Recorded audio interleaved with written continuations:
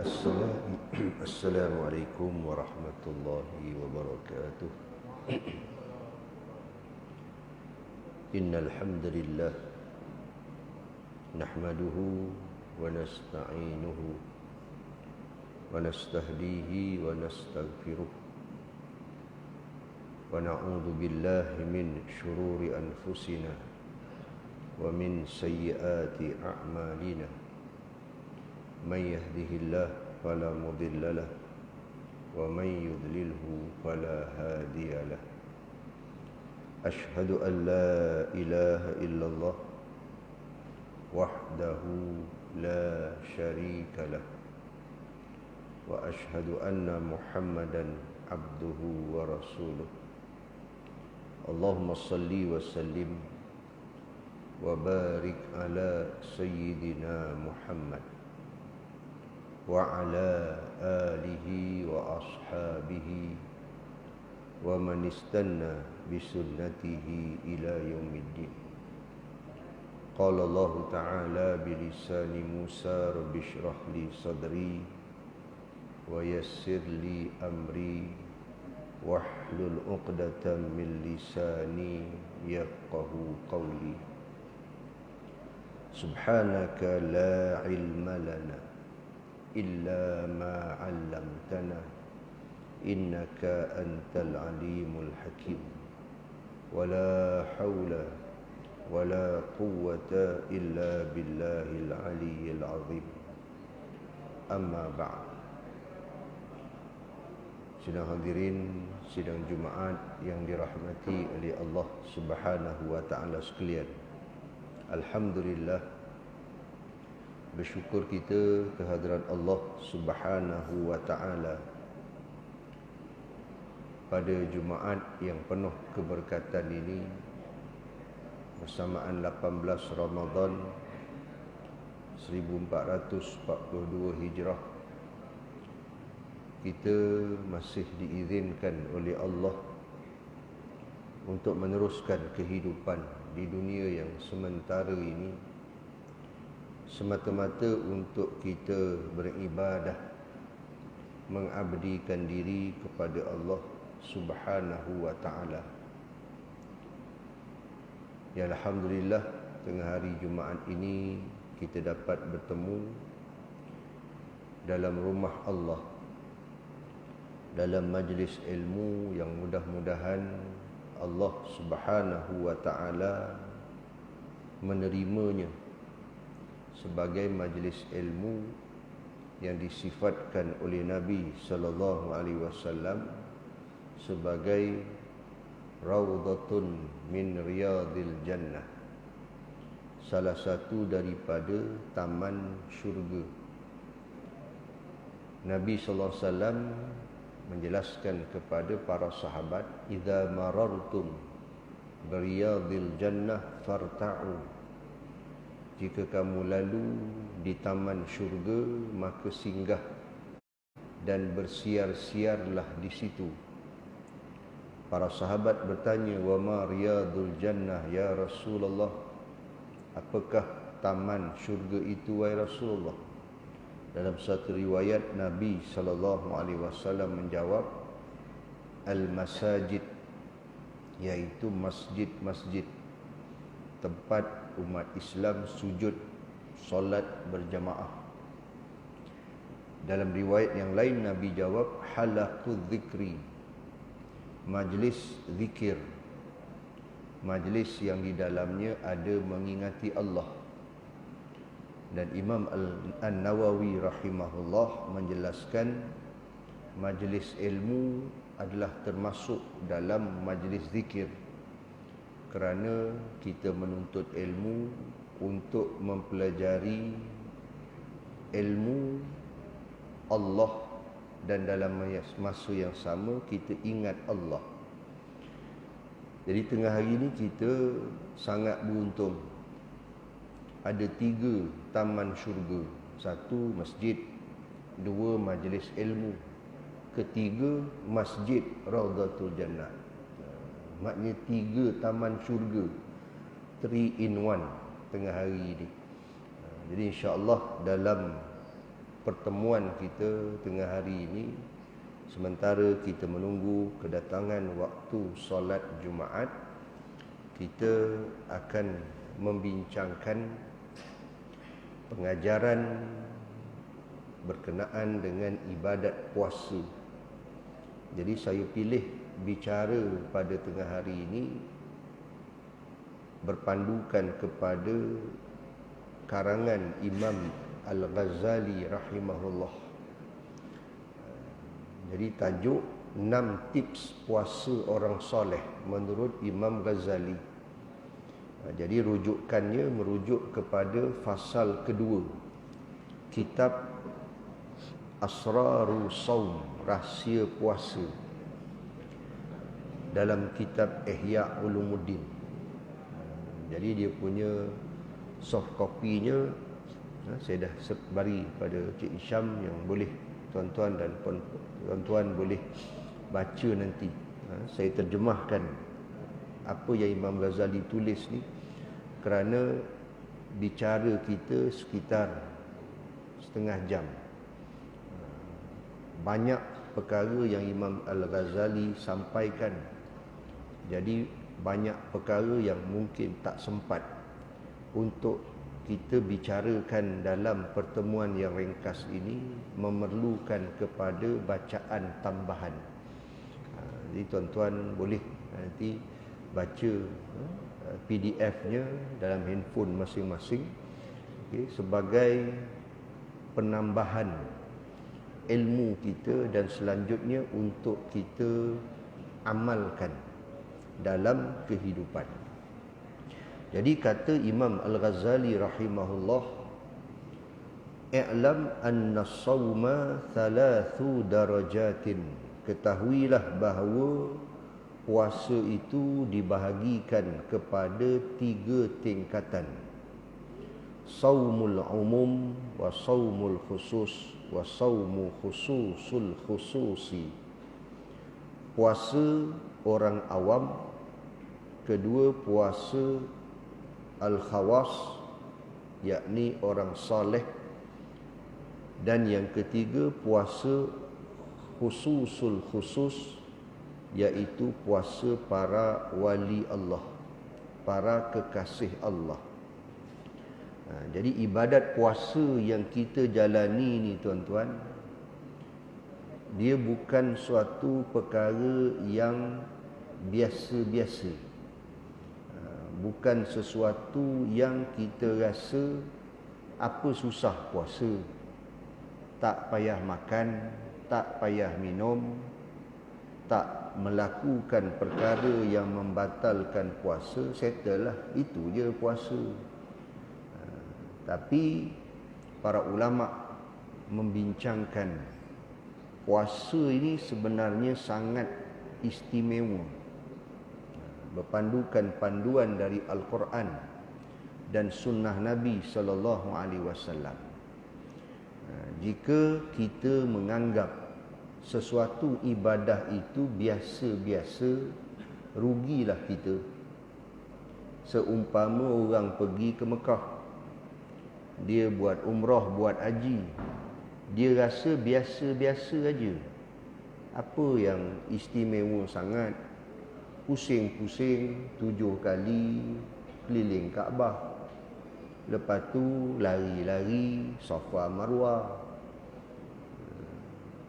lepas tu dah cukur dah kalau umrah. Kalau haji, baling-baling batu, lontar jamrah. Maka jika kita pandang secara zahir,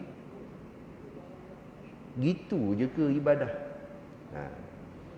Jadi di sebalik setiap pensyariatan ibadah terdapat satu kefahaman yang Allah sampaikan kepada hamba-hambanya yang terpilih. Jadi sebab itu kita buat ibadah, kita bukan sekadar melepas batuk di tangga. Kita berpuasa bukan hanya sekadar tak makan, tak minum, tapi kita nak menghayati. Jadi di sinilah Imam Al-Ghazali membincangkan Asrarus Shaum, rahsia-rahsia daripada ibadat puasa. Jadi daripada sini Imam Ghazali bagikan puasa orang awam ini, kata Imam Ghazali, kafful batan wal farj an qada'i syahwah. Puasa orang awam ni menahan perut dan kemaluan dari memenuhi keinginannya, menahan diri dari melakukan perkara yang membatalkan puasa. Sebab maksud as-saum dalam bahasa Arab, bahasa Melayu kita, secara bahasanya as-saum itu maknanya menahan diri. Itu maksud puasa tu, tahan diri. Jadi kalau hanya sekadar tahan diri daripada melakukan perkara yang membatalkan puasa, itu baru level asas. Maknanya baru cukup syarat awal sahaja. Sekadar tak makan, sekadar tak minum, sekadar tidak bersama suami isteri, sekadar tidak melakukan perkara yang membatalkan, tak makan, tak minum, tapi memasukkan sesuatu ke dalam rongga. Jadi yang itu pada kedudukan yang pertama. Manakala puasa golongan yang kedua, kata Imam Ghazali, saumul khusus, iaitu menahan pendengaran, penglihatan, lidah, tangan, kaki dan seluruh anggota badan yang lain dari melakukan dosa. Ini nanti kita akan bincangkan dengan lebih mendetail yang Imam Ghazali nyatakan. Itu second level, level yang kedua. Yang itulah yang akan kita jadikan fokus perbincangan kita pada tengah hari ini. Kita nak upgrade kita punya ibadat puasa, bukan biasa-biasa, tapi kita nak meningkatkan kualitinya kepada kualiti puasa al-khusus, iaitu as-salihin, golongan yang soleh. Yang tertinggi iaitu puasa tingkatan ketiga. Imam Ghazali sebut saum khususul khusus, iaitu puasa para kekasih Allah, para wali Allah. Ini level yang tertinggi. Kita bolehlah nyatakan di sini, tapi nak dapat payah, memerlukan satu proses yang panjang, memerlukan masa yang panjang, memerlukan pelbagai persiapan ilmu, persiapan amalan. Yang ini agak sukar, namun tak mustahil Allah boleh bagi. Cirinya, kata Imam Ghazali, saumul qalbi, puasa hati. Kita puasa tak makan, tak minum. Para kekasih Allah, dia bukan sekadar puasa tak makan, tak minum. Dia puasa hati. Macam mana maksud puasa hati? Saumul qalb an himamid daniyah, menahan diri daripada, menahan hati daripada cita-cita yang hina, wal afkar ad-dunyawiyah, dan segala pemikiran duniawi, wa kaffuhu amma siwallahi azza wa jal, serta menegahnya daripada selain Allah azza wa jalla secara keseluruhan.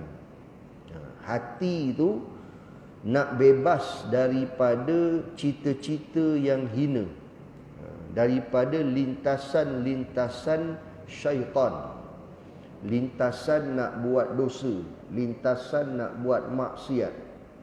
Dan hati itu juga selamat dan bebas, ditahan daripada memikirkan urusan dunia. Kan payah tu. Kita nak fikir apa nak buka petang ni. Jadi itu dah fikir bab dunia dah. Itu dah tak capai level ketiga, sampai tahap tu. Sebab tu kita kata tadi susah. Memang susah. Hati itu hanya untuk Allah. selain Allah dikeluarkan, tak boleh duduk dalam. Kata Imam Ghazali, terbatal puasa ini, iaitu puasa hati, apabila individu tersebut berfikir tentang selain Allah Azza wa Jalla dan hari akhirat, serta berfikir tentang urusan dunia. Jadi kalau hati itu fikir je selain Allah, jadi batal puasa hati tu. Bukan puasa zahir tadi. Jadi di akhir penulisan ini Imam Ghazali kupas lagi beza dari sudut puasa secara zahirnya dan puasa secara batinnya. Jadi para ulama dia bukan hanya sekadar nak dapat pahala puasa, tapi nak menghayati maksud puasa yang sebenar, iaitu hanya ingat Allah. Apa-apa ingat Allah aja. Urusan-urusan dunia tak masuk dalam hati, melainkan urusan dunia yang dilakukan untuk urusan agama, kata Imam Ghazali. Kerana urusan dunia yang berkaitan dengan agama itu urusan akhirat. Jadi bagi hati kekasih Allah, dia berpuasa hati tadi hanya untuk Allah dan ingat akhirat aja. Jadi kalaupun bab dunia, tapi dunia untuk dijadikan akhirat.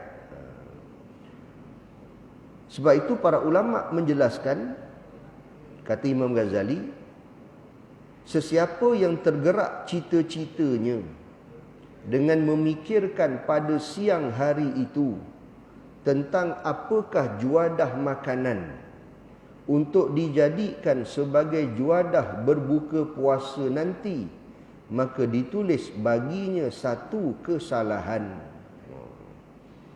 Itu pun jadi salah lah bagi kekasih Allah lah. Itu pada makam yang tinggi.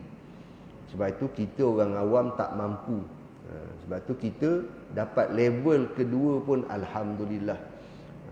Jadi sebab itu kita kata dalam mukadimah tadi, puasa ni bukan biasa-biasa. Bukan sesuatu yang ala bulan Ramadan puasa, tak payah makan, tak payah minum, berhenti setakat itu. Tidak. Dia adalah satu proses pendidikan rohani, nak mendidik jasad dan roh, jasad dan hati, supaya tunduk patuh hanya kepada Allah Subhanahu wa ta'ala. Kenapa ulama kata terbatal puasa hati kalau terlintas nak makan apa buka nanti? Ini disebabkan lemah keyakinannya terhadap anugerah Allah Subhanahu wa ta'ala dan kurang keyakinannya terhadap rezeki yang dijanjikan oleh Allah. Itu punca kenapa ia dianggap sebagai kesalahan mengikut para wali Allah. Baik. Seterusnya kita lihat kepada fokus kita. Kita nak kembali kepada puasa golongan salihin, level yang kedua. Kata Imam Al-Ghazali, saumul khusus wa huwa saumus salihin wa fahuwa kaful jawarih anil atham wa tamamuhu bisittati umur. Manakala puasa golongan khusus, iaitu golongan salihin, iaitu menahan anggota badan dari melakukan dosa, dan kesempurnaannya merujuk kepada 6 perkara. Itu tajuk kita, 6 tips puasa orang soleh menurut Imam Ghazali. Apa dia 6 perkara itu? Imam Ghazali sebut, pertama, merendahkan pandangan mata, puasa mata. Kedua, menjaga lidah, puasa lidah. Ketiga, menjaga pendengaran, puasa telinga. Keempat, menjaga anggota badan yang lain, puasa tangan, kaki dan anggota-anggota yang lain. Yang kelima, mengurangkan makan ketika berbuka. Dan yang keenam, merasa cemas ketika berbuka puasa. Ini 6 perkara yang menjadi asas kepada puasa orang soleh. Jadi puasa pada level pertama lepas dah. Maksudnya tak buat perkara-perkara yang membatalkan puasa. Level yang kedua ini, ulama juga mengistilahkan kita tidak membatalkan pahala puasa. Dia ada 2, membatalkan puasa dan membatalkan pahala puasa. Sebab itu dalam hadis Nabi SAW bersabda, kam min saim laisa lahu min siyamihi illal ju'i wal atash. Berapa ramai orang yang berpuasa, dia hanya dapat dari puasanya itu lapar dan dahaga saja. Ibaratnya orang kerja tak dapat gaji. Penat kita bekerja, kerja sampai hujung bulan tengok akaun kosong. Sebab apa? Majikan suruh buat kerja lain, kita buat kerja lain. Jadi tak ikut dia punya SOP dia, SOP kerja. Majikan suruh turap jalan, dia pergi tebang pokok. Penat tebang pokok. Akhirnya bila hujung bulan jumpa majikan, bos, mana gaji? Aku suruh engkau buat apa? Suruh turap jalan. Engkau buat apa? Tebang pokok. Dah minta gaji apa? Aku suruh lain, kau buat lain. Itu ibaratnya lah. Apabila kita berpuasa tak mengikut apa yang Allah kehendaki, maka Nabi kata ramai orang puasa tapi hanya dapat lapar, hanya dapat dahaga. Itu je lah dapatnya. Pahala tak ada apa-apalah untuk dibawa nak menghadap Allah di padang mahsyar kelak. Jadi kita tak nak jadi seperti golongan ini. Kita bukan hanya sekadar berdahaga, berlapar, tapi kita nak anugerah Allah Subhanahu wa taala. Maka yang pertama kata Imam Ghazali, ghaddul basar, hendaklah merendahkan pandangan mata dan menahannya daripada meluaskan pandangan dari melihat apa-apa yang dicela oleh Allah, dibenci oleh Allah, dari melihat benda yang boleh menyibukkan hati serta melalaikan dari mengingati Allah Azza wa Jalla. Jadi disebut sebagai puasa mata. Kita tidak melihat benda-benda yang Allah larang, Allah benci. Kita tidak melihat benda yang melalaikan kita daripada ingat Allah. Walaupun dia tidak membatalkan puasa. Kita tengok benda yang Allah haramkan masa siang bulan puasa, tak batal. Mana ada perkara yang membatalkan puasa tengok gambar orang perempuan dedah aurat? Ada dalam kitab fiqh? Tak ada.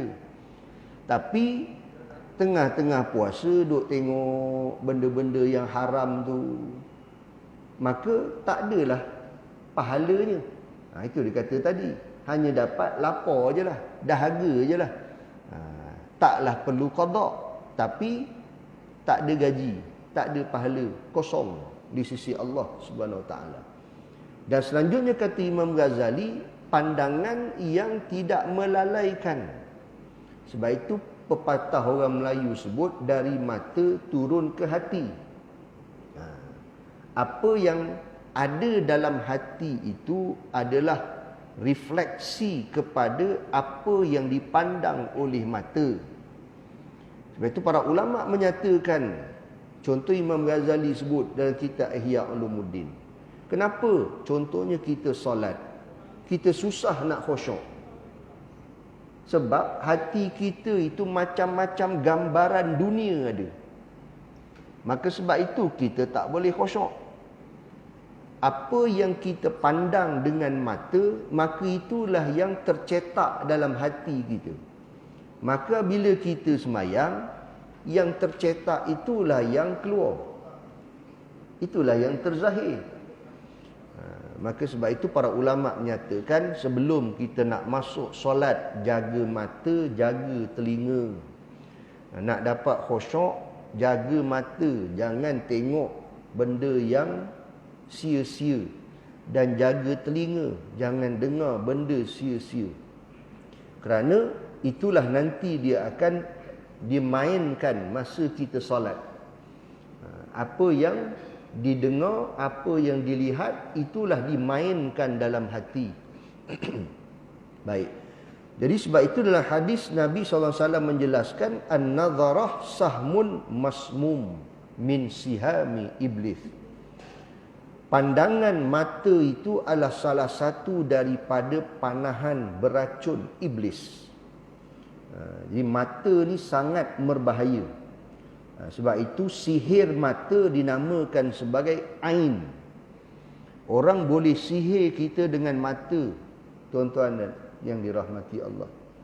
Dengan mata dia boleh sihir kita. Itu powernya pandangan. Sebab itu Nabi kata pandangan mata itu salah satu panahan beracun iblis. Jadi sebab itu kena hati-hati dengan pandangan ini. Baik. Seterusnya yang kedua, Imam Ghazali sebut hifzul lisan. Yang kedua, menjaga lidah dari bercakap dengan perkataan yang sia-sia, berbohong, mengumpat, mengadu domba, ucapan lucah, ucapan yang merenggangkan hubungan, ucapan yang menyebabkan permusuhan, riak. Ini contoh-contoh ucapan yang diharamkan oleh Allah. Jadi kita nak dapat kualiti puasa orang soleh, kita kena banyak berdiam diri. Diam itu adalah merupakan jalan yang paling selamat. Boring-boring, tak buat apa, sembang dari pagi sampai ke petang. Habis. Bila bab sembang masuk, dia cakap tak ada rempah ratus, tak seronok. Sebab tu orang kata mengumpat itu bahasa orang moden membawang. Sebab masakan tak ada bawang, tak sedap. Masakan tak ada rempah, tak sedap. Begitu juga dengan ucapan. Kalau sembang, tak ada bawang, tak ada rempah, tak seronok, maka namanya membawang. Ngumpat, cerita hal orang, kutuk orang itu, kutuk orang ini. Kalau sembang, cerita bab akhirat, leceh.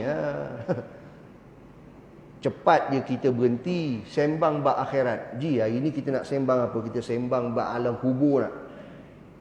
Kita cerita bab alam kubur macam mana? Leceh lah cerita bab kubur. Cerita politik lah baru seronok. Sambil-sambil nak tunggu waktu maghrib ni, cerita politik lah sekarang ni. Baru seronok. Kutuk orang tu, kutuk orang ni. Itu namanya membawang.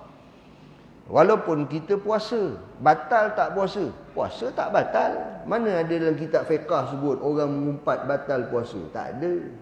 Tapi batal pahala puasa? Tak ada pahala. Kisah yang biasa kita dengar di zaman Nabi SAW, dua orang perempuan yang berpuasa, penat sangat, minta izin dengan Nabi nak buka. Maknanya faham daripada riwayat ni berlaku di bulan Ramadan lah. Dua orang perempuan ni puasa, dah letih sangat, minta izin, hantar wakil, minta izin dengan Nabi, boleh tak buka, sebab tak tahan sangat dah. Apa yang Nabi buat? Nabi bagi mangkuk. Itu yang pelik. Nabi kata bagi mangkuk ni kepada kedua-dua perempuan tu, suruh dia keluarkan apa yang dia dah makan. Orang pelik, perempuan ni puasa, letih dah, sampai nak pengsan-pengsan, tapi Nabi suruh keluarkan apa yang dia makan. Mukjizat Nabi. Bila dua orang perempuan ni tengok je mangkuk yang Nabi bagi, muntah. Keluar darah beku, keluar daging yang mentah. Keluar muntah. Perempuan yang pertama pun muntahkan darah beku, daging mentah. Yang kedua pun sama. Jadi bila orang rasa pelik, Nabi SAW menjelaskan. Nabi menjelaskan hatani samata amma ahallallahu lahuma wa aftarata ala ma harramallahu ta'ala alaihima. Kedua-dua perempuan ini berpuasa dengan tidak makan benda yang dihalalkan oleh Allah, tetapi mereka berdua berbuka dengan melakukan benda yang diharamkan oleh Allah.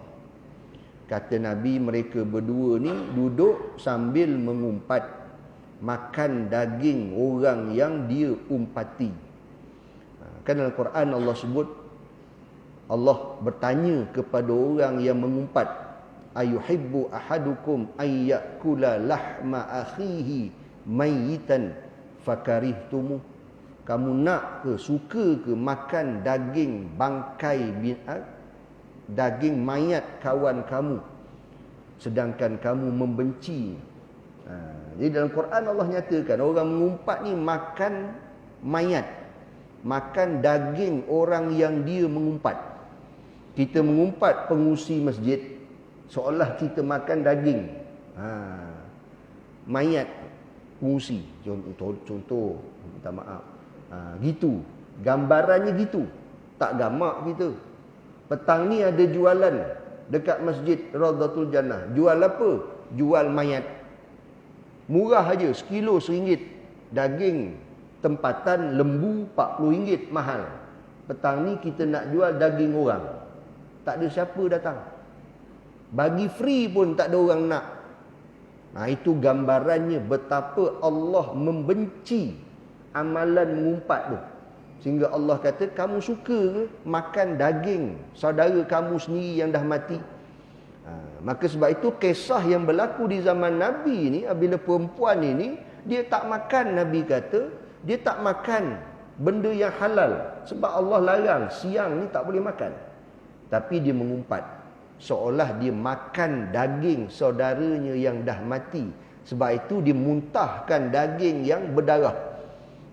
Dizahirkan oleh Allah. Ini adalah mukjizat Nabi SAW. Jadi sebab itu nak dapat puasa orang soleh kena jaga lidah. Ketiga, menjaga pendengaran. Kata Imam Ghazali, mencegah pendengaran dari mendengar setiap ucapan yang dibenci oleh syarak. Apa-apa yang Allah haramkan kita cakap, maka ia juga haram kita dengar. Saya ustaz, saya tak mengumpat, saya dengar aja, no comment. Dia sama aja. Orang mendengar, orang mengumpat, sama aja dosa dia. Dia tak ada beza. Oh, ni level lagi tinggi sebab dia mengumpat. Aku join aja, dengar boring-boring sementara nak tunggu iftar jama'i. Kawan tu ceritalah, ini cerita vaksin. Inilah Kementerian Kesihatan bla bla bla duk mengumpat. Menteri lah mengumpat gitulah. Saya tak mengumpat ustaz, saya dengar aja. Serupa. Sama aja. Dosa dia serupa. Maka sebab itu kita dilarang daripada mendengar perkara-perkara yang diharamkan oleh Allah. Maka nak dapat pahala puasa, jaga pendengaran. Jangan dengar benda-benda yang haram. Kalau ada orang mengumpat, cabut lari. Jangan join. Minta maaf lah, saya tak suka. Tinggal majlis itu. Ini adalah sifat yang Allah nyatakan dalam Al-Quranul Karim. Tidak boleh kita turut sama mendengar perkara-perkara yang haram. Sebab di dalam hadis Nabi sebut al-mughtab wal mustami' syarikan fil ithmi. Orang yang mengumpat dan orang yang mendengar umpatan berkongsi dosa yang sama. Keempat, menjaga anggota badan yang lain. Jadi mata, lidah, telinga, Imam Ghazali spesifikkan, jaga ni. Kemudian yang lain-lain tu dirangkum dalam ciri yang keempat. Jaga tangan, jaga kaki, jaga perut dari makan benda-benda yang haram dan syubhah. Maka kita kena jaga perkara-perkara ini supaya dia tidak membatalkan ibadat puasa. Membatalkan pahala ibadat puasa. Baik. Seterusnya adalah yang kelima. Mengurangkan makan ketika berbuka. Jadi puasa orang soleh iaitu, kata Imam Ghazali, alla yastakthir minat ta'amil halal waqtal iftar. Tidak membanyakkan makan makanan yang halal ketika berbuka puasa, iaitu tidak memenuhkan perutnya. Jadi Imam Ghazali bagi panduan, walaupun kita berbuka puasa itu dicepatkan sunnah, ikut sunnah Nabi, tapi jangan makan banyak. Jangan makan benda yang halal yang banyak. Imam Ghazali sebut yang halal, yang haram boleh. Kalau yang halal pun tak boleh banyak, yang haram lagi ya. Seteguk arak, bukan seteguk, setitis pun haram, tak boleh. Yang ini halal, boleh kita makan, cuma perlu dikawal. Kerana apa? Kata Imam Ghazali, bagaimana seorang itu boleh memperoleh manfaat daripada puasanya dengan mengalahkan musuh Allah dan menundukkan nafsu ketika berpuasa di siang hari, namun ketika berbuka dia berlebihan makan makanan yang tidak boleh dimakan ketika siang hari, bahkan ditambah dengan pelbagai jenis juadah berbuka puasa. Jadi Imam Ghazali kata, masa kita siang berpuasa ni kita lawan nafsu. Tapi bila kita berbuka, kita layan nafsu, maka kita tak dapat menghayati maksud ibadah puasa. Sebab puasa ni Allah nak didik kita sebulan ni lawan nafsu. Tapi masa berbuka, kita layan nafsu, bukan lawan. Kita layan lagi. Dia nak macam-macam. Maka hilanglah objektif puasa tu. Kita tak dapat menghayati. Itu yang kita kata dalam mukaddimah kita kata tadi, orang anggap puasa ni biasa-biasa. Apa susah? Tak payah makan, tak payah minum. Nanti kan buka, amal lantak. Maka kita tak dapat penghayatan. Sebab apa ya Allah suruh puasa ni? Dia kata, ustaz cakap puasa ni nak rasa orang miskin tak cukup makan. Dia tak sempat lapar, relax dia kata. Tak lapar pun. Sebab apa? Sebab dilayan nafsu tu. Itu puncanya. Maka Imam Ghazali sebut, kita kena lawan. Tak boleh. Kalau kita lihat, apabila kita sebelum berbuka puasa, badan kita dalam keadaan lemah dan letih. Tok guru saya dari ilmu perubatan, dia beritahu, apabila kita puasa ni lepas asar, satu anggota yang berperanan mengawal kita punya sistem pemikiran otak kita, namanya hypothalamus, dia lemah. Bila hypothalamus ni lemah, maka kita akan merasa sedap aja semua yang nak dimakan. Sebab itu kalau kita pergi bazar Ramadan dalam keadaan badan letih, otak tak berapa nak segar, lepas asar 10 jari 10 plastik boleh penuh. 7 kali tawaf bazar Ramadan, semua sedap. Itu puncanya. Kita tak mampu nak kawal diri. Sedap, itu sedap, ini sedap. Sebab itu kita kena jaga waktu kritikal.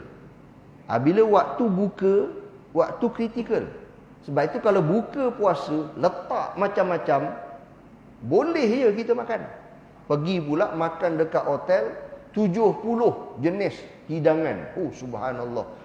Malay cuisine, Indian cuisine, Chinese cuisine, Arabic cuisine, semua ada. Ayam golek, kambing golek, semua macam-macam ada. Semua boleh kita sapu. Itu yang tersandar nak sembahyang maghrib, letih dah. Itu punca. Sebab itu kaedah dia, tok guru saya kata, masa buka ikut sunnah Nabi SAW, ambil yang sikit aja. Air, korma, kalau nak makan sikit-sikit kuih cukup. Berhenti. Berhenti setakat tu, solat maghrib dulu.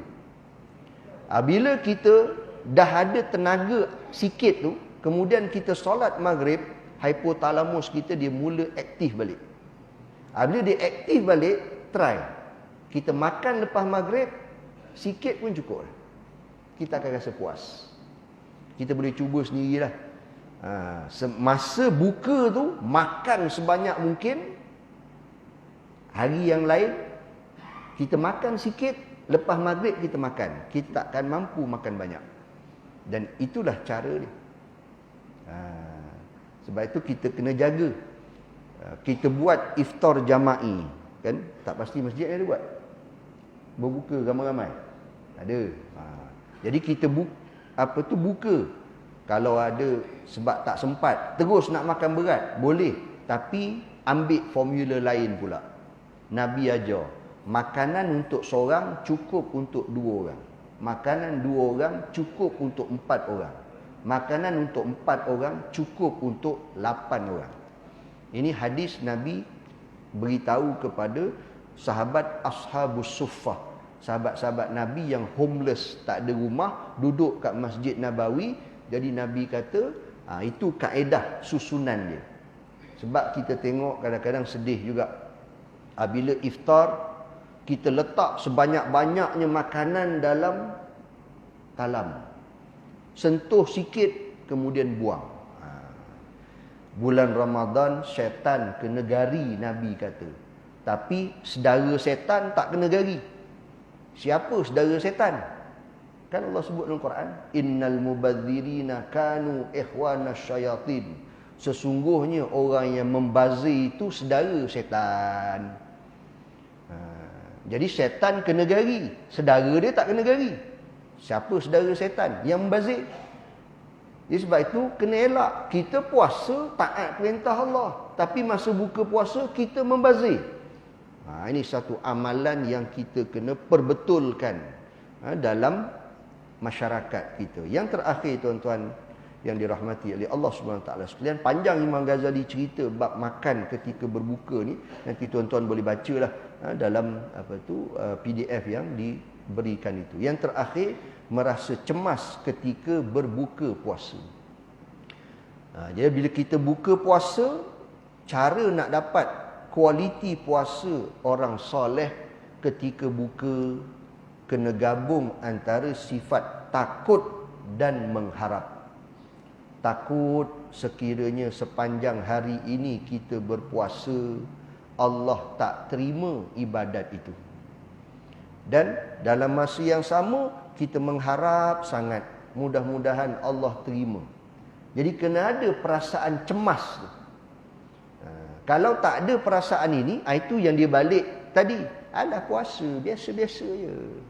Tak ada rasa cemas. Maka kita takkan merasai istimewanya ibadat puasa. Sebab itu sebelum buka, waktu yang makbul doa, banyakkan istighfar, minta ampun kepada Allah. Sekiranya sepanjang sehari kita berpuasa, ada perkara-perkara yang kita langgar perintah Allah, takut sekiranya ibadat puasa itu tidak diterima oleh Allah Subhanahu wa taala. Maka itu adalah yang keenam. Jadi itulah dia yang dapat kita bincangkan pada tengah hari ini, 6 tips puasa orang soleh menurut Imam Al-Ghazali. Jaga pandangan mata, jaga lidah, jaga telinga. Keempat, jaga anggota-anggota badan yang lain dari melakukan dosa dan maksiat. Kelima, kita berkadar ketika berbuka puasa, ketika malam hari makan jangan berlebihan. Dan yang keenam, merasa cemas ketika berbuka puasa. Mudah-mudahan dengan latihan kita ada berbaki 12 hari lagi ni, kita tambahkan training kita nak melatih diri supaya upgradekan daripada puasa orang awam kepada puasa orang soleh, yang mudah-mudahan apabila kita kuatkan lagi semangat, dapat puasa yang tertinggi tadi, puasa kekasih Allah, supaya hati itu hanya untuk Allah, hati hanya untuk ingat Allah Subhanahu wa ta'ala. Sekadar itu saja bicara kita pada tengah hari ini. Segala yang baik datang daripada Allah Subhanahu wa ta'ala, segala kekurangan daripada kelemahan diri saya sendiri. Aqulu qawli hadza wa astaghfirullahal azim li wa lakum. Wabillahi taufiq wa hidayah. Assalamualaikum warahmatullahi wabarakatuh. Bismillahirrahmanirrahim. Subhanakallah bihamdika asyhadu an la ilaha illa anta astaghfiruka wa atubu ilaik. Subhanakallah asyhadu an la ilaha illa anta astaghfiruka. Subhanakallah bihamdika asyhadu an la ilaha illa anta astaghfiruka wa atubu ilaik. Bismillahirrahmanirrahim. Asr innal insana lafi khusr illa alladhina amanu wa sallu. Wallahu a'lam.